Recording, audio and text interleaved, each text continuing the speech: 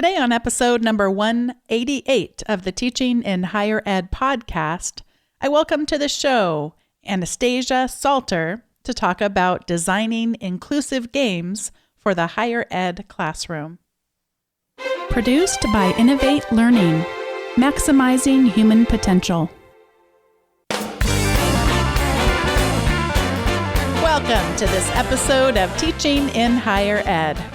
I'm Bonnie Stahoviak, and this is the space where we explore the art and science of being more effective at facilitating learning. We also share ways to improve our personal productivity so we can have more peace in our lives and be even more present for our students.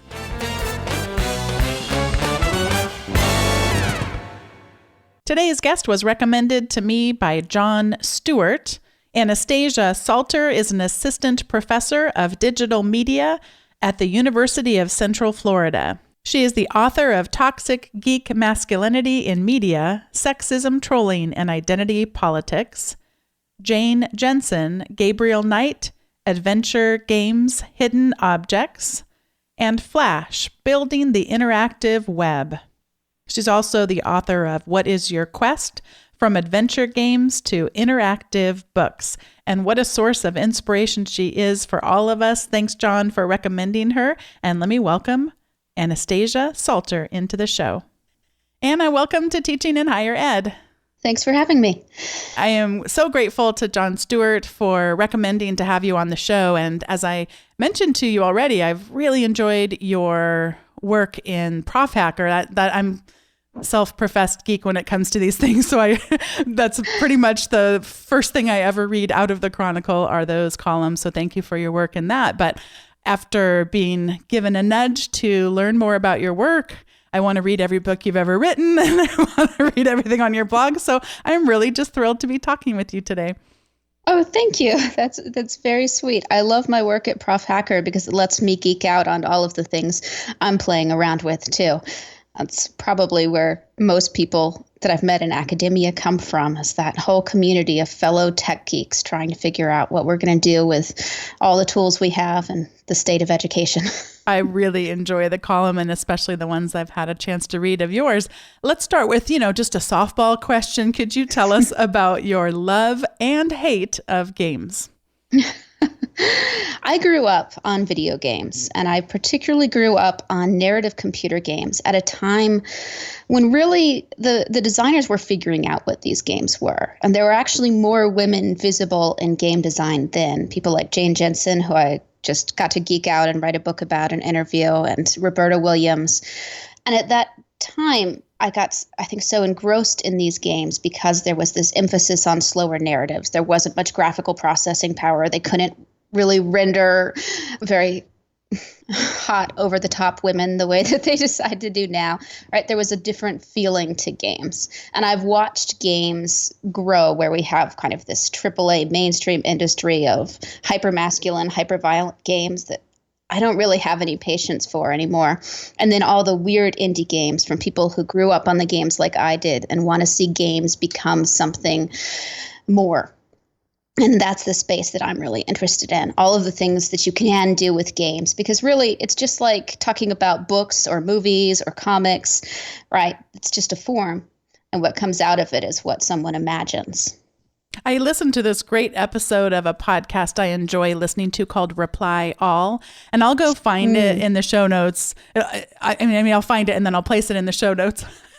I laugh though, because they talked about someone such as yourself who just had such a fond memory of a game that they played. And they actually were able to, because it wasn't produced anymore, they were able to track down the person who wrote it. And it was really just this obscure game. And it was so fun to hear them get inside someone else's mind as they create it, because it was really had all these really random things. And one of the things that really struck me that I remember about the episode was just really the relationships that this woman was able to form through the game. The game, as I recall, didn't necessarily have these wonderful, idealistic plot lines that I would aspire for in such a thing, but just that the way that she was able to form really intimate relationships with people all over the world was just a really striking thing to think about. And I can only imagine that today those things are even amplified even more. And in some ways, actually, I'm still nostalgic for early days of fandom, and particularly games fandom, because we had communities that were a little smaller, and there was a lot less emphasis in early web on occupying your real identity. So I could be in discussions about games with people as a teenager online under my pseudonym, and meet people who are in universities and who are designing games. And there's an opportunity for intimacy in those connections. That it felt smaller, even if it was really just that the number of people who were actively online in a particular space was just a little smaller. And now we have kind of communities of discourse that are a lot more problematic. They're a lot more troubled.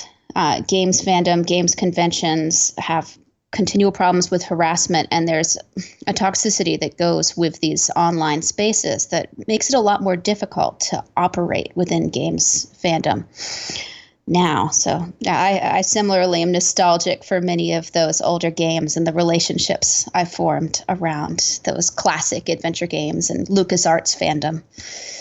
What are some of the games that you do enjoy playing now? And maybe they still have some of these downsides. I mean, just like I know you're on Twitter and we know certainly the trolling and sexism inherent there, but are there games you still play?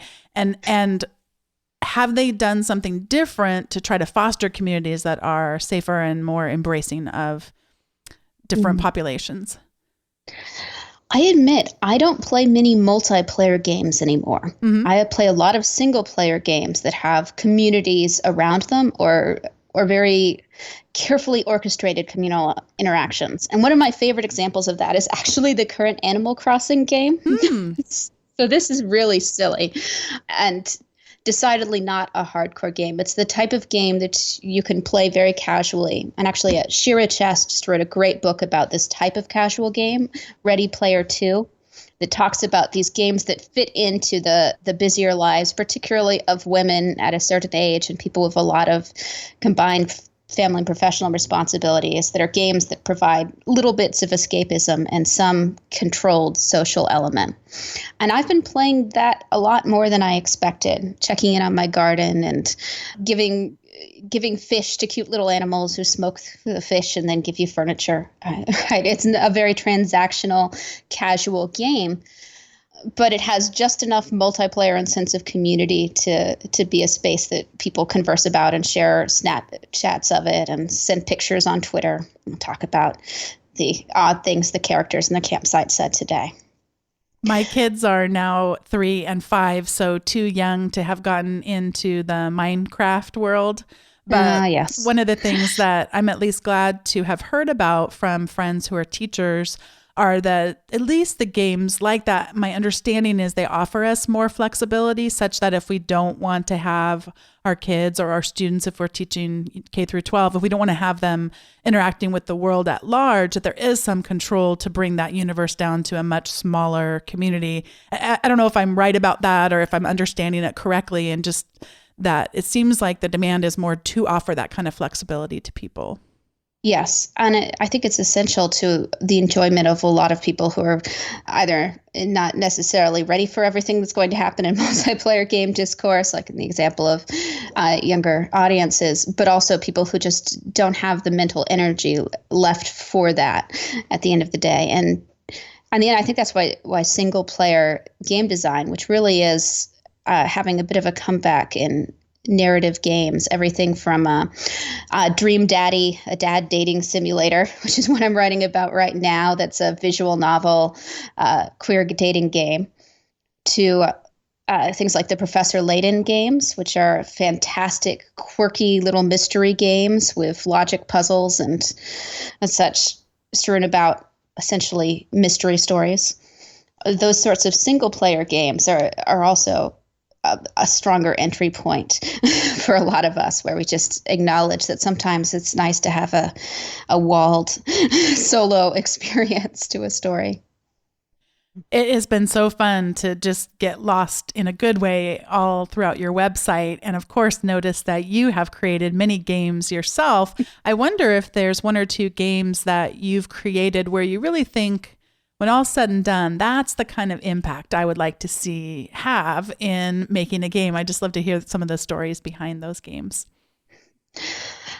Probably my favorite project I've worked on is Eliza and Andromeda. And that's not actually on the website because we did this as an installation piece, and it was a collaboration with Dina Larson, who is an electronic literature author whose work I grew up on. So it was really cool to work with her and just have this kind of cross-generational conversation about how women's voices tend to be represented within games and gaming systems.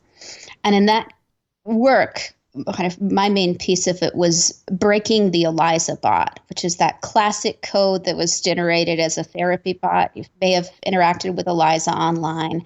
And she's like the perfect submissive robot who's just there to talk to you about your feelings. And we basically made a subversive version of her and imagined her telling us a story, and what type of stories would Eliza tell if she were conscious. That project, well, it's an installation piece, so it reaches a limited audience, but I also got to see people interact with it and how they kind of responded to this very hostile, very feminist, pissed off author voice. And that was really cool. And it's the sort of thing I want to keep building.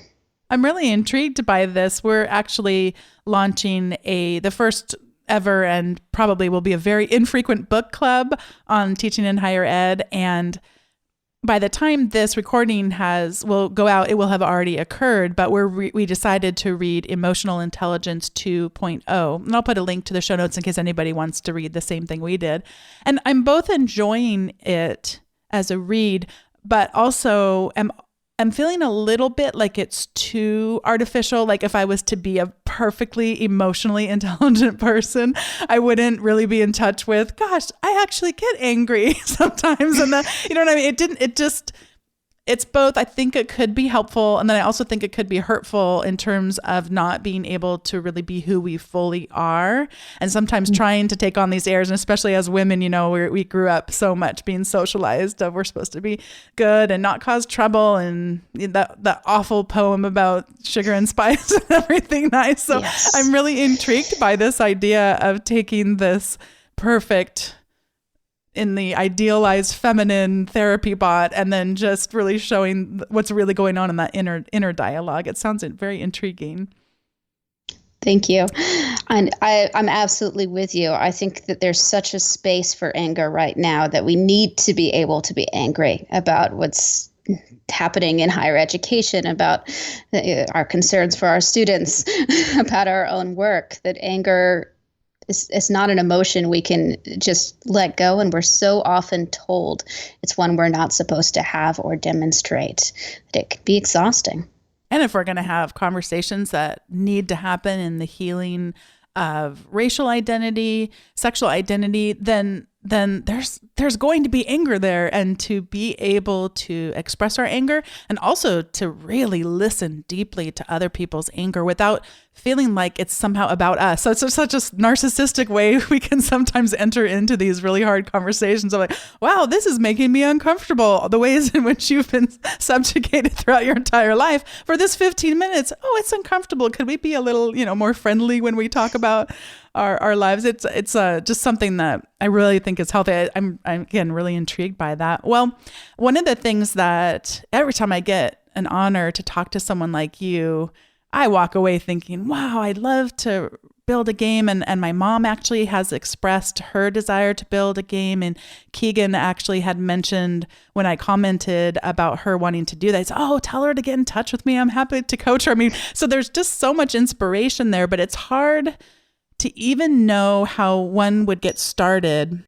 So do you have a way that you sort of start out with, like thinking about how does somebody get started? How do you create games when you've never written one before? What's a good way to get our foot in the door?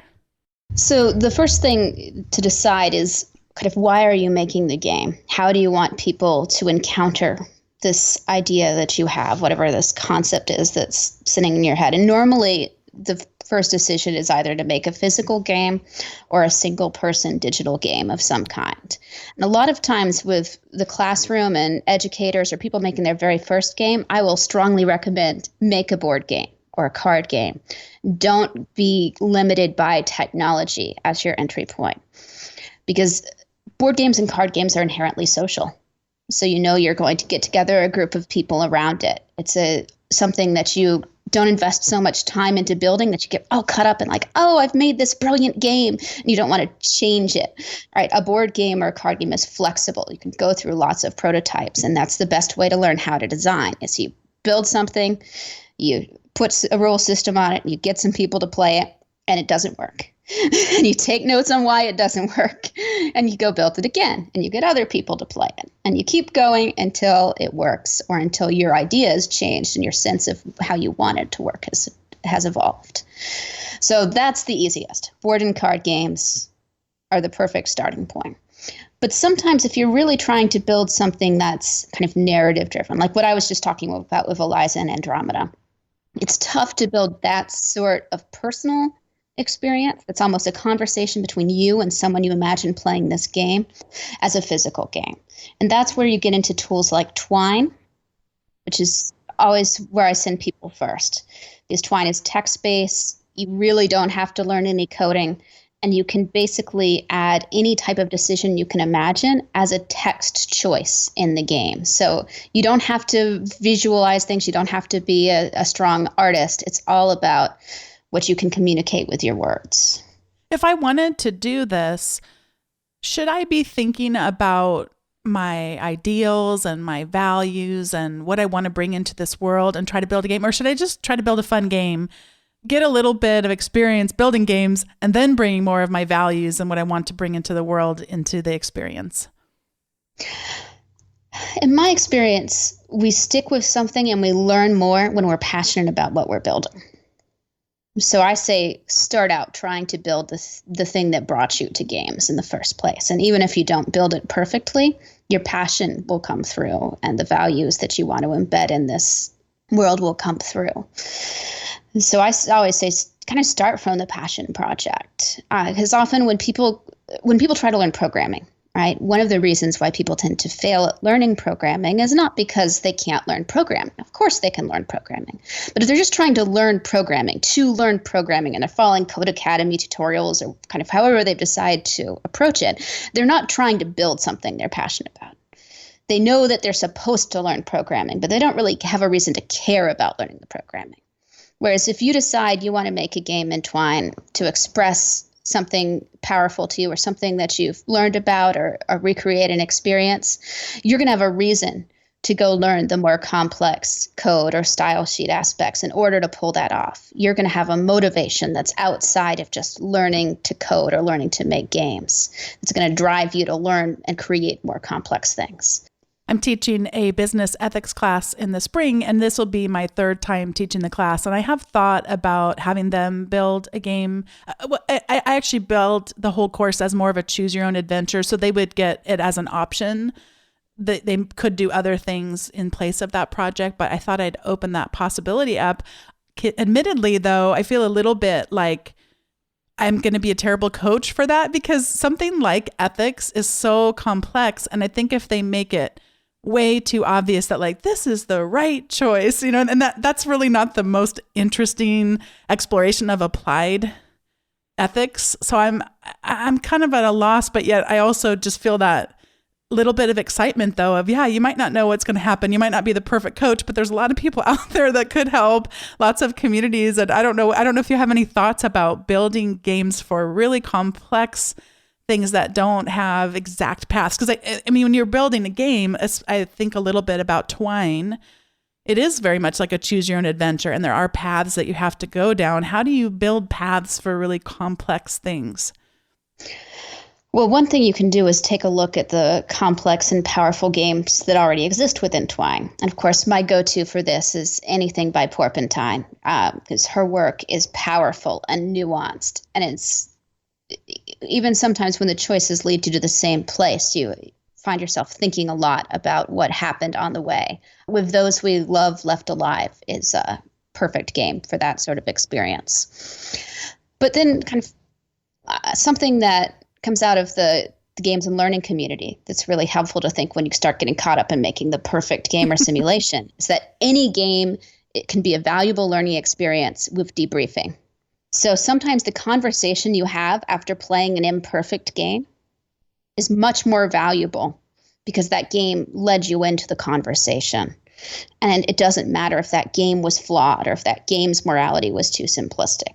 If it causes an emotional reaction or it causes people to say, no, I don't want to make either of those choices, I want to do something else, then that conversation that you have, particularly in the classroom after introducing that type of game, that's where the learning happens. That's really helpful. Some years ago, gosh, it must have been 6 or so years ago, my students made a board game called Bulls and Bears, and it was to designed to teach around 14 to 17-year-olds, maybe a little younger than 17, but about the stock market. But it actually works really well we've played it with someone in her 70s, so I know it works across generations, but it was a really good game. And it was, we did it through one of those websites where you can upload Photoshop or other graphic files to it so that all the board pieces, the cards and things were actually printed they came up with logos. I mean, it was a really, really great game, but it definitely had flaws because I think it conflated the idea of buying stock in a company versus things that happen in industries that affect all companies that compete in that industry. And the way that they designed it, the cards and the choices, just the structure of it, it's always, every time I've played it, I've always thought, gosh,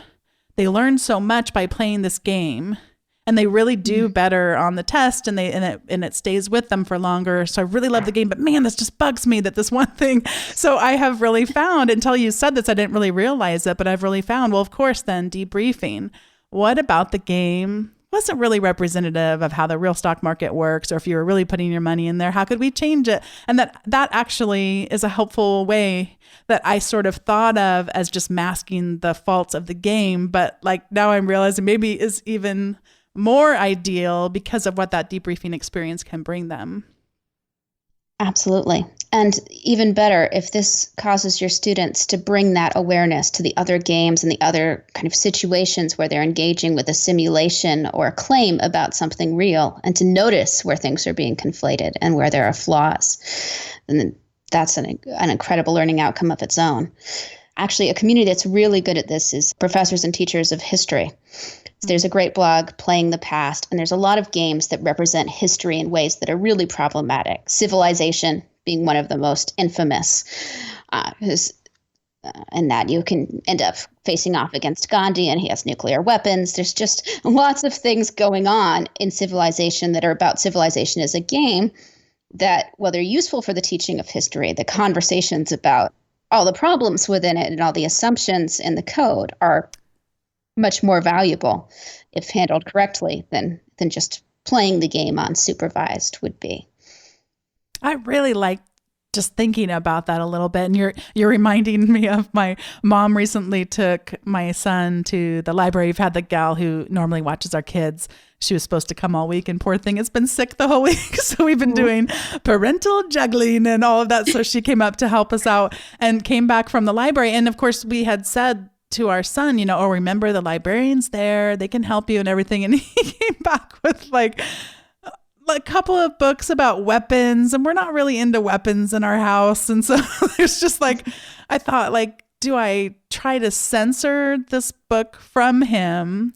Or could we talk about why I don't always really celebrate books about weapons? In fact, there was another one that was about para rescuers, I think was the name of this position. It was published in 2013, and it says right in the pages, only men can do this job in the military. And so I talked to my son, I was like, why do you think that only men could do this job? Do you think there are women who can run really fast and do lots of push-ups and swim?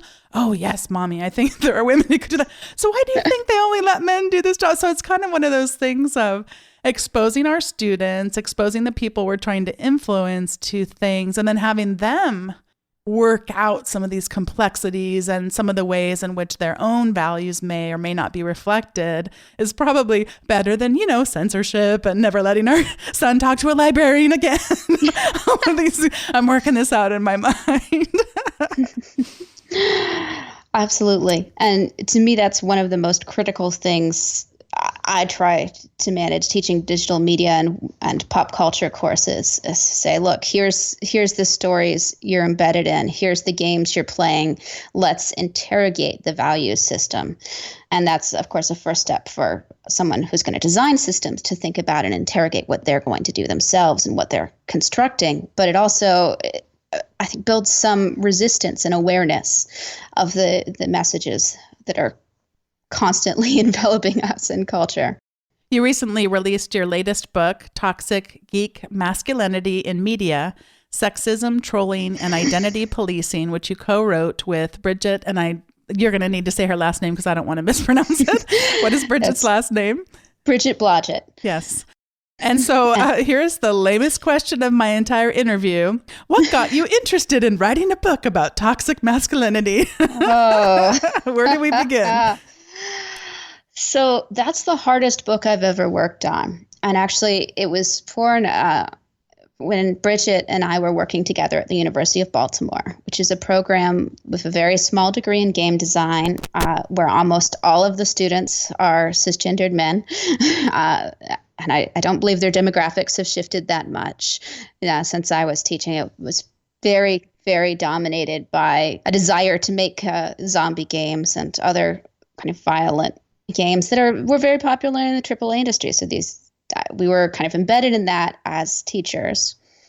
And of course, there were students who wanted to do other things, but the dominant discourse of the games industry was ever present in the classroom and ever present in our research lives. And then, of course, matters in the games industry and games culture got more visibly worse and drew in academics with, of course, events like Gamergate, which I talk about in the book. I don't want to drag us down that rabbit hole, but I will simply say was a very violent backlash against some particular women in the games industry, driven by a lot of hatred that led to a lot of public backlash and a lot of consideration for those of us who work as scholars in this space to think about, okay, what is it we're working on? What is it we're teaching?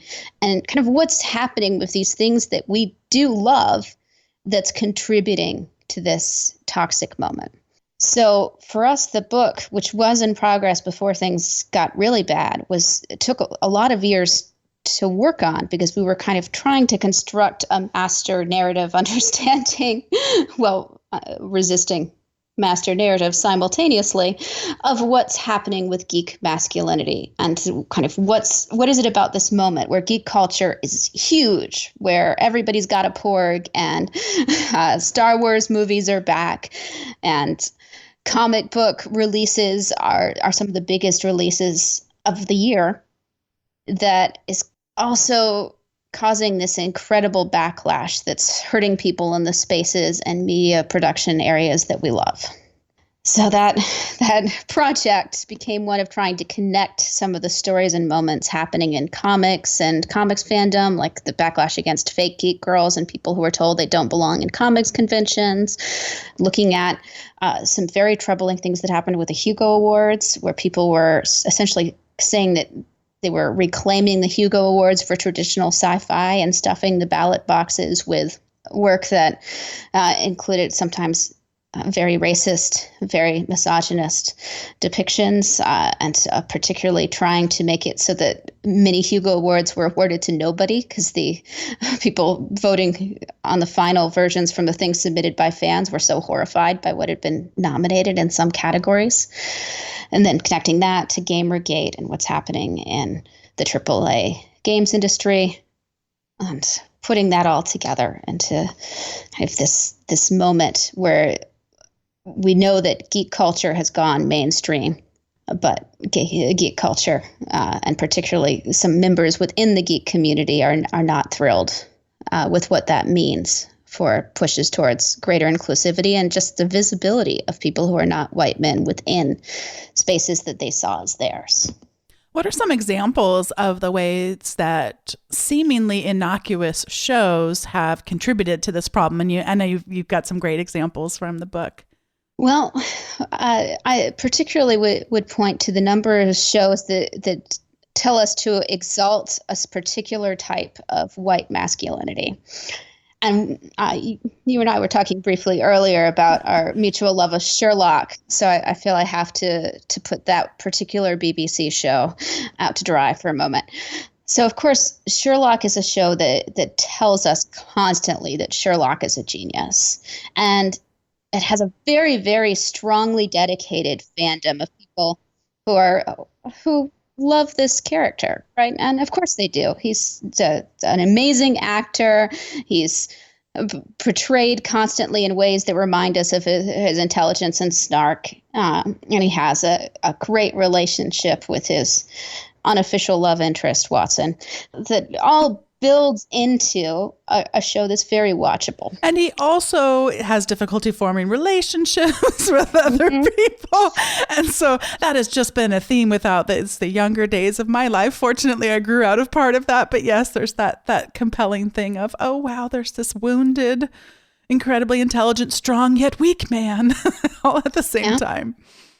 And we are invited to join him in mocking the women who get attracted to him, of course. We are invited to join him in rejecting those characters and women and treating women as very secondary.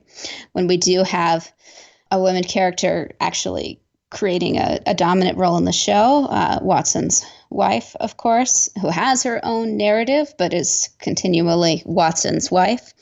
That character was treated horribly by the show's narrative and systematically fridged, a term we draw on from comics fandom to describe the moment when an interesting woman is killed to further the plot line or emotional development of a man, which is a very, very, very common thing in comics, film, and television. But what happens with Sherlock is even more insidious than just those portrayals, because a lot of it has to do with how that show treats the women who like that show, and particularly treats the women who dare to kind of write fan fiction about it or to ship the characters, and who have that kind of passionate What does that mean, relation. to ship the characters? So shipping is just imagining a relationship between two characters on the show, right? So shippers are ones that are waiting for, like in classic era, we're waiting for Mulder and Scully to kiss. Okay. That's a helpful analogy, yes. So most of the shippers on Sherlock were waiting for Sherlock and Watson to kiss. So shippers are kind of on that end. Stephen Moffat, as a showrunner, really hates shippers. He attacks them over in Doctor Who fandom as well. But in Sherlock, they do an entire episode in the text to make fun of fans, and particularly fangirls, where after Sherlock apparently was dead and they left us on social media, leaving people to come up with their own wild narratives for how Sherlock survived the fall, we have an episode that has unnecessary moments devoted to having a Sherlock fan club meeting in the narrative of the show, where all the men are giving their elaborate theories, and when the woman present offers a narrative that also involves a love story, she becomes the most subject to mockery.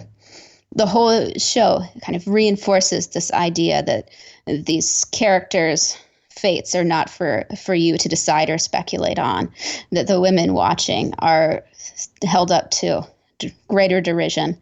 And this reinforces something we commonly see within the media industry, which is a focus on fanboys as the valued audience, and people like Stephen Moffat talking about making a show for themselves and people like them.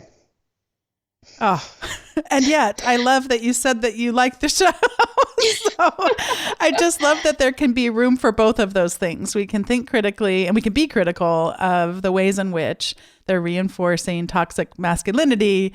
And yet I don't have to shut off the show every time it comes on, because I found it to be a really good show. But you've shown me some really undercurrents of things I hadn't really thought about. And I just really appreciate that. And no doubt in your book, we we'll find even more of that. So I'm just going to encourage people to check it out. And this is actually the time in the show where we each get to give some recommendations.